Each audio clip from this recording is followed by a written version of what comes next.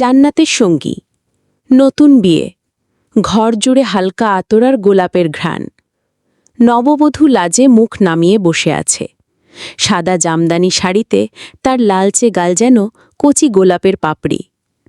বর নামাজ শেষ করে আল্লাহর কাছে দোয়া করল, হে আল্লাহ, আমাদের দাম্পত্য জীবন বরকতময় করো, আমাদের মাঝে ভালোবাসা ও রহমত দান করো।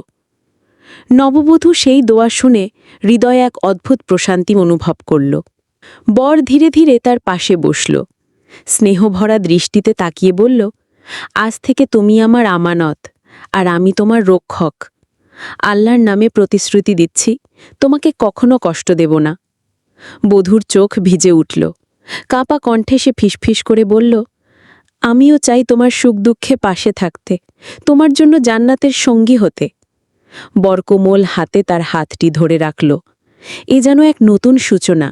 কোনো তাড়াহুড়ো নেই, নেই কোনো অস্বস্তি, শুধু ভালোবাসা, লজ্জা আর নিরাপত্তার অনুভূতি। রাতভর তারা গল্প করল, শৈশবের স্মৃতি, ভবিষ্যতের স্বপ্ন আর জান্নাতে একসাথে থাকার আশা। সেই রাতে তারা শিখল, ভালোবাসার আসল শক্তি হল ঈমান, বিশ্বাস আর একে অপরকে বোঝার চেষ্টা।